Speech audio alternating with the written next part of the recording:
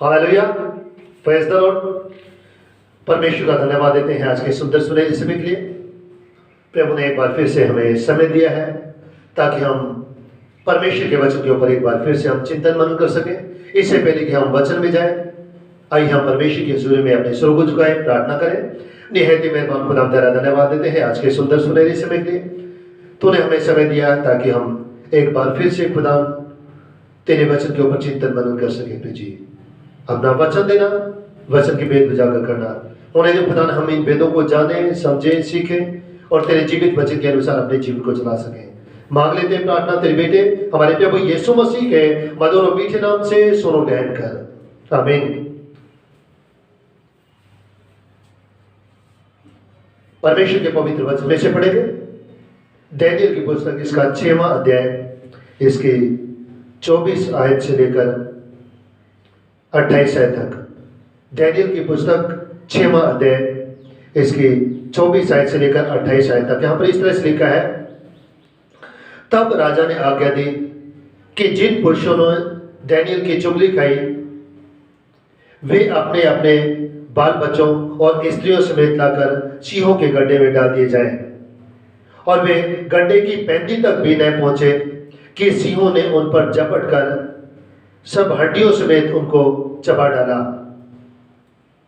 तब दारा राजा ने सारी पृथ्वी के रहने वाले देश देश और जाति जाति के सब लोगों और भिन्न भिन्न भाषा बोलने वालों के पास यह लिखा, तुम्हारा कुशल क्षेम हो।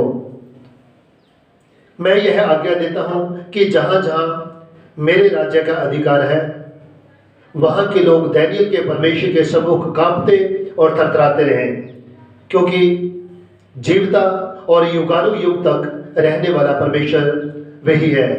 उसका राज्य अविनाशी और उसकी प्रभुता सदा स्थिर रहेगी। जिसने दानियेल को सिंहों से बचाया है वही बचाने और छुड़ाने वाला है, और स्वर्ग में और पृथ्वी पर चिन्हों और चमत्कारों का प्रकट करने वाला है। इस प्रकार दानियेल, दारा और कुस्रू फारसी दोनों के राज्य के दिनों में सुख चैन से रहा। परमेश्वर अपने पवित्र वचन के पढ़े और सुने जाने का आशीष दे, आमीन।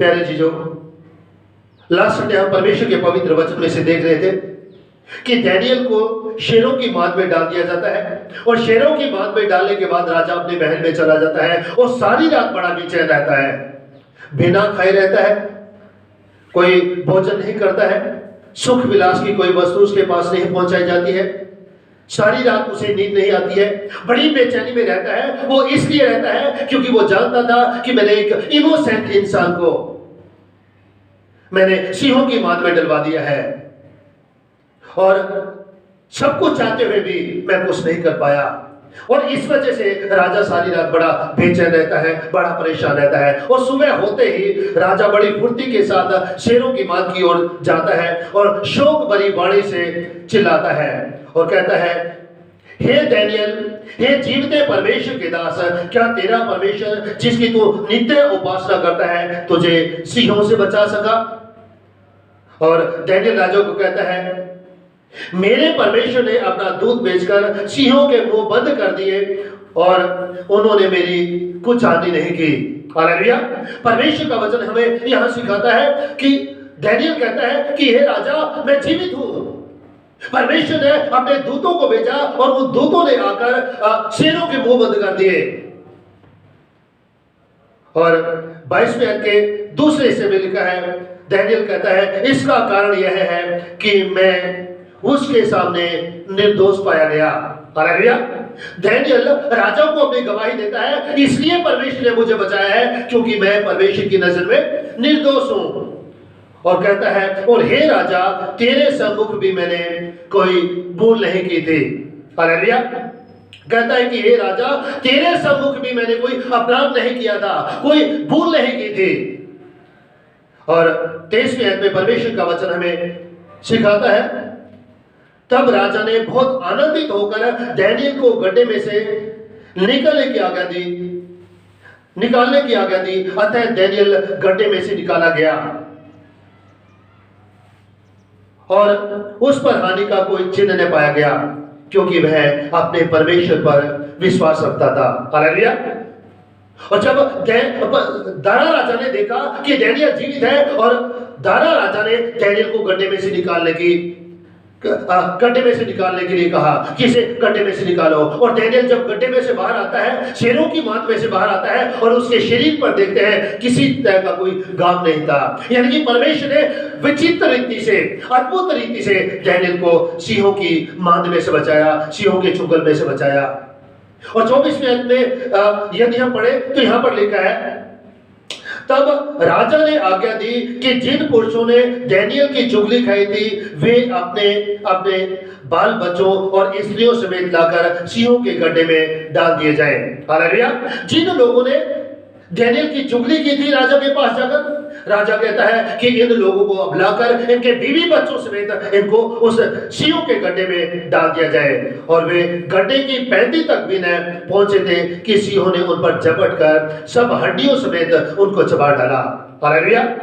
यहाँ पर हम परमेश्वर के वचन में देखते हैं कि उन लोगों को, जिन लोगों ने डैनियल की चुगली की थी, राजा ने उनको सिंहों की मांद में, उनके परिवारों समेत, उनके बीवी बच्चों समेत सिंहों की मांद में डाल दिया। और 28 से 25 आयत में देखें तो यहां पर दारा राजा कहता है कि जहां जहां मेरा राज्य है वहां वहां लोग डैनियल के परमेश्वर को ऑनर दें, उसको रिस्पेक्ट दें, उसको सम्मान दें, क्योंकि जीवता और युगानुयुग रहने वाला परमेश्वर वही है। प्यारे चीजों, राजा बड़ी फुर्ती के साथ सिंहों की मांद की तरफ आता है कि डैनियल के बारे में पता लगा सके कि क्या डैनियल बचा है या नहीं बचा है। ये नई सुबह डैनियल के लिए आजादी लेकर आई, और डैनियल को सिंहों की मांद में से निकाला गया। जब राजा को पता चला कि डैनियल जीवित है, तो राजा ने डैनियल को सिंहों की मांद में से निकालने की आज्ञा दी। और यही सुबह उन तमाम लोगों के लिए जिन्होंने डैनियल की चुगली की थी न्याय लेकर आई, और उन लोगों को उनके परिवारों समेत, उनके बीवी बच्चों के समेत राजा ने सिंहों की मांद में डलवा दिया। और वचन बताता है कि डैनियल को तो परमेश्वर ने विचित्र रीति से, अद्भुत रीति से बचा लिया, लेकिन इन लोगों को जिन्होंने डैनियल की चुगली की थी, ये लोग जब गड्ढे में डाले गए, उस मांद में डाले गए, तो वचन बताता है कि सिंहों ने झपट कर इनको हड्डियों से चबा लिया। लेकिन परमेश्वर ने अपने दास को अद्भुत रीति से बचा लिया। डैनियल क्यों शेरों की मांद में से बचाया गया? इसलिए बचाया गया क्योंकि वो अपने परमेश्वर के ऊपर विश्वास करता था। 23वीं आयत के आखिरी हिस्से में लिखा है, क्योंकि वो अपने परमेश्वर के ऊपर भरोसा रखता था, अपने परमेश्वर के ऊपर विश्वास रखता था। जैसा विश्वास शद्रक मेशक अबेदनगो का था, और वो राजा को कहते हैं, नबूकदनेस्सर राजा को कहते हैं कि हे राजा, हमारा परमेश्वर जिसकी हम उपासना करते हैं, हम वो परमेश्वर हमें तेरे धधकते हुए भट्टे की आग से बचाने की शक्ति रखता है। हे राजा, वो परमेश्वर हमें तेरे हाथ से भी छुड़ा सकता है। इसी तरह का विश्वास शद्रक मेशक अबेदनगो का था, और ठीक इसी प्रकार का विश्वास यहां पर हम डैनियल का देखते हैं। डैनियल को तो परमेश्वर ने अद्भुत रीति से, विचित्र ढंग से बचा लिया, लेकिन जिन लोगों ने डैनियल की चुगली की थी, वचन बताता है कि सिंहों ने उन्हें हड्डियों समेत चबा लिया।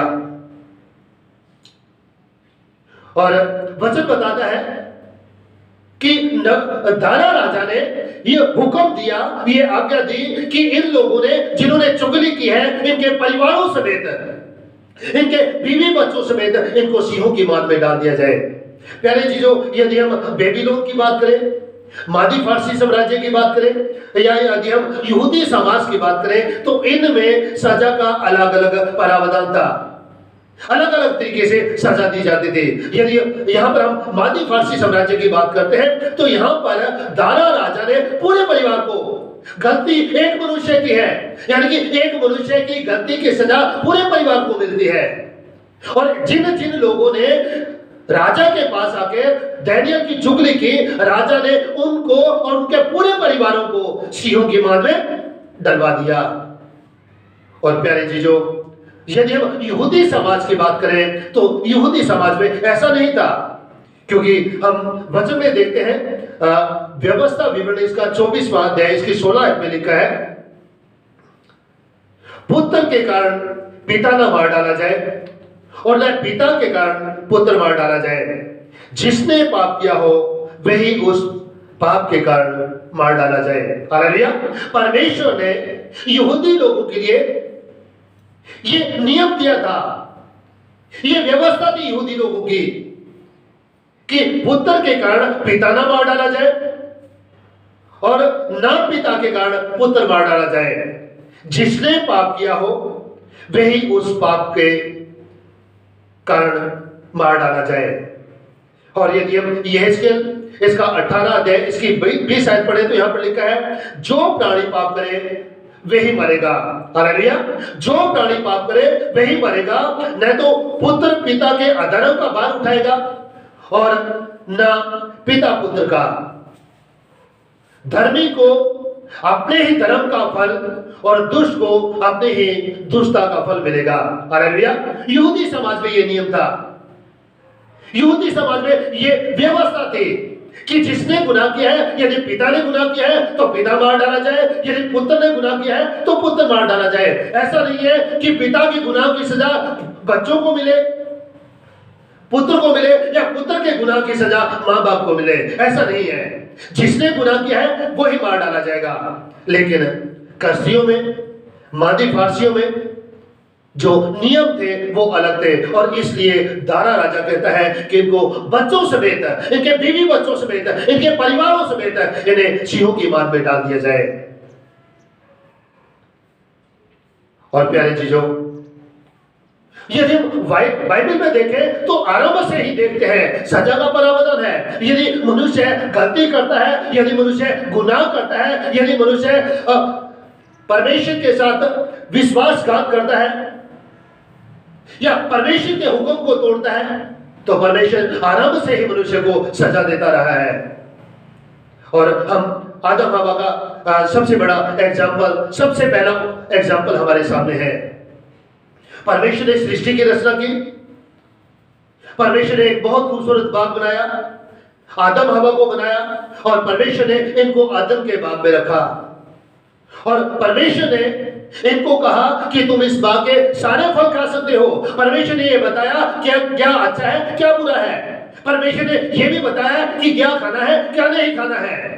लेकिन प्यारे जीजों, इन लोगों ने परमेश्वर के हुक्म को तोड़ दिया, इन्होंने आज्ञा उल्लंघन किया, और आज्ञा उल्लंघन करने की वजह से परमेश्वर ने इन्हें दंड दिया, इन्हें सजा दी, और परमेश्वर ने इनको आदम के बाग से निकाल दिया,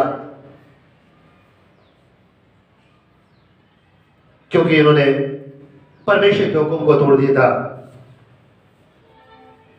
क्योंकि परमेश्वर का वचन कहता है, धर्मी को अपने ही धर्म का फल और दुष्ट को अपने ही दुष्टता का फल मिलेगा।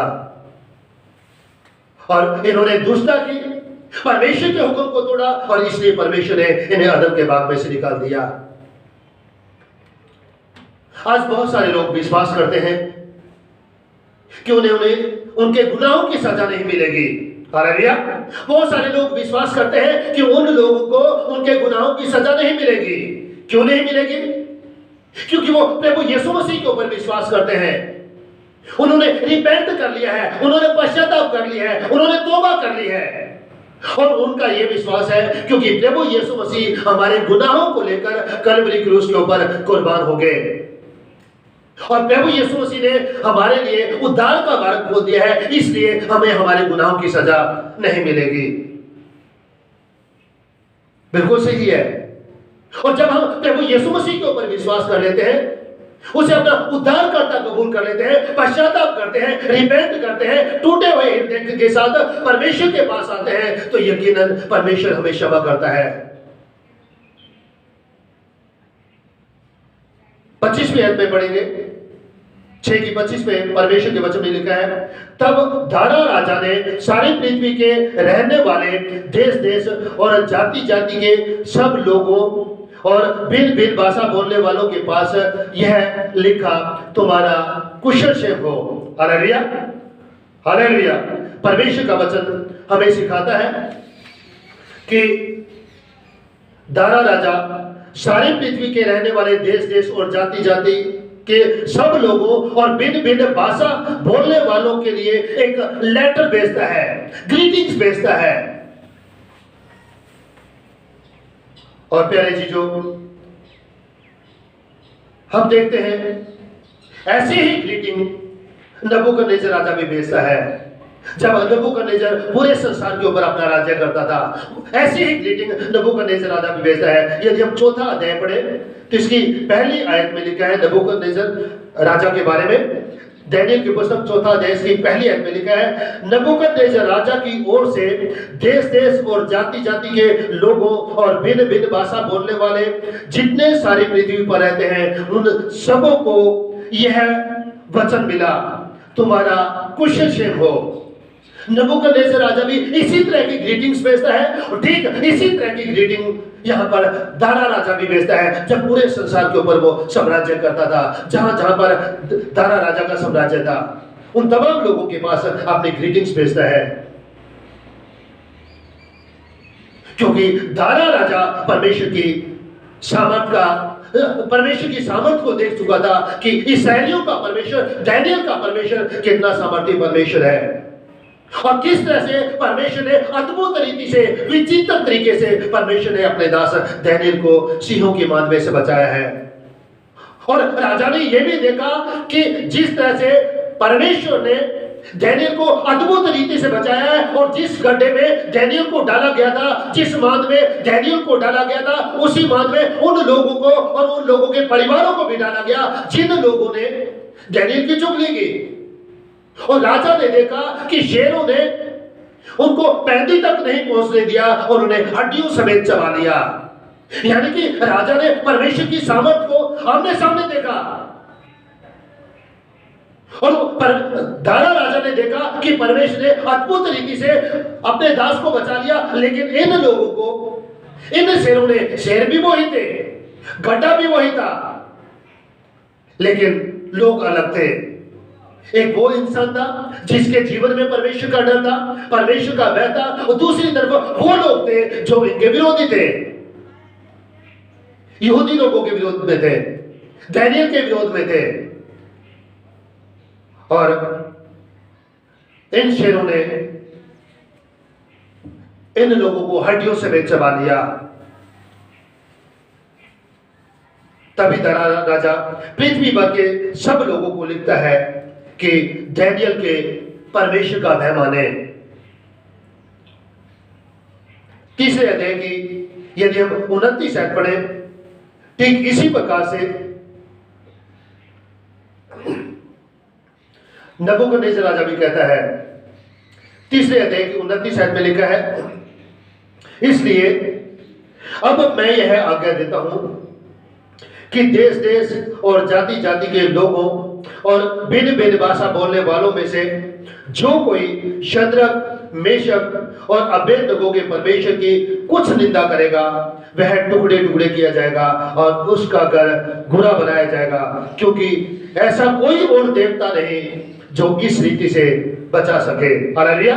यहाँ पर हम देखते हैं तीसरे अध्याय में नबूकदनेस्सर राजा शद्रक, मेशक, अबेदनगो के परमेश्वर की महिमा करता है, उसकी बड़ाई करता है और कहता है कि ऐसा कोई भी परमेश्वर नहीं है जो इस तरीके से अद्भुत रीति से बचा सके, जिसने शद्रक, मेशक, अबेदनगो को आग के भट्ठे में से बचाया है। और यही बात यहां पर दारा राजा भी कहता है। प्यारे चीजों, यदि हम 26वीं आयत से आगे पढ़े तो यहां पर लिखा है, मैं यह आज्ञा देता हूं जहां जहां मेरे राज्य का अधिकार है वहां के लोग दानिय्येल के परमेश्वर के सम्मुख कांपते और थरथराते रहे। हालेलुया। राजा कहता है जहां जहां पर मेरा राज्य है वो तमाम लोग उन तमाम देशों के लोग, उन तमाम जातियों के लोग, तमाम भाषाएं बोलने वाले लोग दानियेल के परमेश्वर के सामने थरथराते और कांपते रहे। और आगे परमेश्वर का वचन कहता है, क्योंकि जीवता और युगानुयुग तक रहने वाला परमेश्वर वही है। हालेलुया। दारा राजा कहता है कि वो जीवित परमेश्वर है और युगानुयुग तक रहने वाला परमेश्वर है। ये वो परमेश्वर है जो कभी खत्म नहीं होगा। ये वो परमेश्वर है जिसका साम्राज्य कभी भी खत्म नहीं होगा। ये जो मानवीय साम्राज्य है ये तो एक ना एक दिन खत्म हो जाएंगे, लेकिन जो परमेश्वर का साम्राज्य है वो हमेशा तक रहेगा। और ये वो परमेश्वर है जो जीवित परमेश्वर है, मुर्दा परमेश्वर नहीं है। जीवित परमेश्वर की दारा राजा गवाही दे रहा है। यहां पर यहोशू की पुस्तक इसका 3रा अध्याय इसकी 9वीं 10वीं आयत पढ़े तो यहां पर यहोशू इसराइली लोगों से कहता है। यहोशू की पुस्तक 3रा अध्याय इसकी 9वीं 10वीं आयत में यहां पर परमेश्वर के वचन में लिखा है, तब यहोशू ने इसराइलियों से कहा, पास आकर अपने परमेश्वर यहोवा का वचन सुनो। यहोशू इसराइली लोगों से कहता है कि पास आओ और परमेश्वर यहोवा का वचन सुनो। और 10वीं आयत में लिखा है, और यहोशू कहने लगा, इससे तुम जान लोगे जीवित ईश्वर तुम्हारे मध्य में है। हालेलुया। जीवित परमेश्वर, मुर्दा परमेश्वर नहीं, जीवित परमेश्वर तुम्हारे बीच में है। और वह तुम्हारे सामने से निसंदेह कनानियों, हित्तियों, हिब्बियों, पेरिजियों, गिरगासियों, अमोरियों और यबूसियों को उनके देश में से निकाल देगा। कहता है तब तुम जान जाओगे कि तुम्हारा जो परमेश्वर है वो जीवित परमेश्वर है। और यही बात दारा राजा यहां पर कहता है कि वो जो दानियेल का परमेश्वर है वो जीवित परमेश्वर है, क्योंकि वो जीवता और युगानुयुग तक रहने वाला परमेश्वर है। और यदि हम प्रकाशित वाक्य पुस्तक उसका 1 अध्याय इसकी 18 आयत पढ़े तो यहां पर लिखा है, प्रभु यीशु मसीह कहते हैं, मैं मर गया था और अब देख मैं युगानुयुग जीवता हूं। हालेलुया। मैं मर गया था लेकिन अब मैं युगानुयुग जीवता हूं। और यही बात यहां पर दारा राजा गवाही दे रहा है परमेश्वर की, कि दानियेल का जो परमेश्वर है वो जीवित परमेश्वर है। और आगे 26वें आयत का आखिरी हिस्सा पढ़े तो यहां पर लिखा है, उसका राज्य अविनाशी और उसकी प्रभुता सदा स्थिर रहती है। हालेलुया। परमेश्वर का जो राज्य है वो अविनाशी है। एक वो राज्य होता है जो नाशवान होता है, जो खत्म हो जाता है 5 साल बाद, 10 साल बाद, 15 साल बाद, 20 साल बाद। लेकिन ये वो साम्राज्य है परमेश्वर का जो साम्राज्य कभी भी खत्म नहीं होगा। और प्यारे जी, जो परमेश्वर अपने कलाम में, अपने वचन में हमें सिखाता है, उसका राज्य अविनाशी और उसकी प्रभुता सदा स्थिर रहेगी। जो मानवीय साम्राज्य है वो एक दिन समाप्त हो जाएंगे। हालेलुया। एक राजा आएगा वो चला जाएगा, फिर दूसरा राजा आएगा। एक प्रधानमंत्री की, एक राष्ट्रपति की सत्ता आएगी, वो चले जाएगी, फिर दूसरा राष्ट्रपति आएगा या प्रधानमंत्री आएगा, उसकी भी सत्ता चले जाएगी। लेकिन जो परमेश्वर का राज्य है वो युगानुयुग का राज्य है। दानियेल की पुस्तक इसका 2रा अध्याय इसकी 44 आयत पढ़े तो यहां पर परमेश्वर के वचन में लिखा है, दानियेल की पुस्तक 2रा अध्याय इसकी 44 आयत में परमेश्वर के वचन में लिखा है, दानियेल नबूकदनेस्सर राजा से कहता है, उन राजाओं के दिनों में स्वर्ग का परमेश्वर एक ऐसा राज्य उदय करेगा जो अनंत काल तक ना टूटेगा। हालेलुया। उन राजाओं के दिनों में स्वर्ग का परमेश्वर एक ऐसा राज्य उदय करेगा जो अनंत काल तक ना टूटेगा। यानी कि परमेश्वर अपना राज्य स्थापित करेगा जिस राज्य का कभी अंत ना होगा, और न वह किसी दूसरी जाति के हाथ में किया जाएगा, वरन वह उन सब राज्यों को चूर चूर करेगा और उनका अंत काट डालेगा और वह सदा स्थिर रहेगा। हालेलुया। परमेश्वर का जो राज्य है हमेशा तक रहने वाला है। प्यारे जी, जो 27-28 आयत पढ़े तो यहां पर परमेश्वर के वचन में लिखा है, जिसने दानियेल को सिंहों से बचाया है वही बचाने और छुड़ाने वाला है। हालेलुया। यहां पर दारा राजा कहता है कि जो डैनियल का परमेश्वर है वही परमेश्वर बचाने वाला है और वही परमेश्वर छुड़ाने वाला है। जिस परमेश्वर ने डैनियल को अद्भुत रीति से विचित्र ढंग से सिंहों की मांद में से बचाया, वही परमेश्वर छुड़ाने वाला है, वही परमेश्वर छुटकारा देने वाला है। और स्वर्ग में और पृथ्वी पर चिन्हों और चमत्कारों का प्रकट करने वाला भी वही है। हालेलुया। कहता है स्वर्ग में और पृथ्वी पर चिन्हों और चमत्कारों का प्रकट करने वाला भी वही है। प्यारे चीजों, राजा दारा कहता है कि जिस परमेश्वर ने डैनियल को सिंहों से बचाया वही बचाने वाला है और वही छुड़ाने वाला है। राजा दारा जो कि मादी फारसियों का राजा था, उसके पास अधिकार था, उसके पास सत्ता थी, वो राजा था, वो चाहता तो वो डैनियल को छुड़ा सकता था। लेकिन प्यारे जीजो, वो ऐसा नहीं कर पाया। लेकिन हम परमेश्वर के बारे में देखते हैं कि परमेश्वर ने डैनियल को अद्भुत रीति से बचाया, क्योंकि परमेश्वर बचाने वाला है, परमेश्वर छुड़ाने वाला है। इसी परमेश्वर ने शद्रक मेशक अबेदनगो को अद्भुत रीति से बचाया, क्योंकि ये परमेश्वर बचाने वाला है और ये परमेश्वर छुड़ाने वाला है। और खुद राजा इस बात की गवाही देता है। प्यारे चीजों, इसका अर्थ यह नहीं है कि यदि दारा राजा परमेश्वर की गवाही दे रहा है, उसकी सामर्थ की गवाही दे रहा है, तो वो कन्वर्ट हो गया, उसका कन्वर्सन हो गया। ये तो कन्फेस करता है तमाम संसार के लोगों के सामने कि जो डैनियल का परमेश्वर है वो बचाने वाला है और डैनियल का परमेश्वर ही छुड़ाने वाला है और डैनियल का परमेश्वर ही है जो चिन्हों और चमत्कारों को करने वाला परमेश्वर है।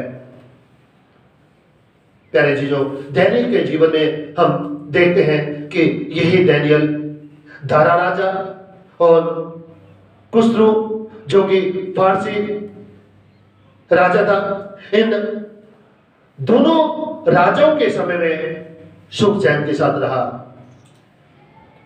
और प्यारे जीवों, परमेश्वर का जो वचन है डैनियल के बारे में कहता है कि डैनियल का जो उद्देश्य था वो उद्देश्य यह था कि परमेश्वर को महिमा दे अपने जीवन के द्वारा। डैनियल के जीवन का मुख्य उद्देश्य था कि वो इस संसार में रहते हुए परमेश्वर के नाम को महिमा दे, परमेश्वर के नाम को इज्जत दे। और वही डैनियल ने किया और ये परमेश्वर तमाम इस्राएली लोगों से भी चाहता था। परमेश्वर चाहता था कि इस्राएली लोग पाप से दूर रहे और उनके जीवन में, उनके जीवन के द्वारा परमेश्वर को महिमा मिल सके। और आज प्यारे चीजों, डैनियल के जीवन के द्वारा आज परमेश्वर मुझसे और आपसे भी बातचीत करना चाहते हैं। और वो चाहते हैं कि मेरे और आपके जीवन में जब हम अदर फेथ के लोगों के बीच में रहते हैं, परमेश्वर चाहते हैं कि हम भी डैनियल के समान अपने परमेश्वर को महिमा दें, पाप से दूर है, तमाम बुराइयों से दूर है और डैनियल के समान अपने परमेश्वर को महिमा दें। परमेश्वर इन वचनों के द्वारा हम सभी को आशीष दे और होने दे कि आज का वचन हम सभी के जीवन में 30 गुना, 60 गुना, 100 गुना फल आने वाला। उसके आने वाले इतवार को हम 7वें अध्याय के ऊपर चिंतन मनन करेंगे, जिसमें 4 पशुओं का वर्णन है, उसके बारे में चिंतन मनन करेंगे। आइए हम परमेश्वर की हजूरी में अपने सिर को झुकाएं, दुआ करें। निहायत मेहरबान खुदा तेरा धन्यवाद देते हैं तेरे पवित्र वचन के लिए। अपने वचन के छिपे वेद हम पर उजागर करना, उन्हें जो खुदा हम इन वेदों को जाने, समझे और तेरे जीवित वचन के अनुसार अपने जीवन को चला सके। और होने दो खुदा हम भी डैनियल के समान, जिसने वो जेंटाइल्स लोगों के बीच में रहते हुए प्रेजी, उसने तेरे नाम को इज्जत और महिमा दी प्रेजी और तेरे नाम को ऊंचा किया। इसी तरह हम भी अदर फेथ के लोगों के बीच में रहते हुए तेरे नाम को महिमा दे सके। हमेशा हर एक की सहायता करना, मदद करना। मांग लेते प्रार्थना तेरे बेटे हमारे प्रभु यीशु मसीह के मधुर और मीठे नाम से सुनो ग्रहण कर, आमीन।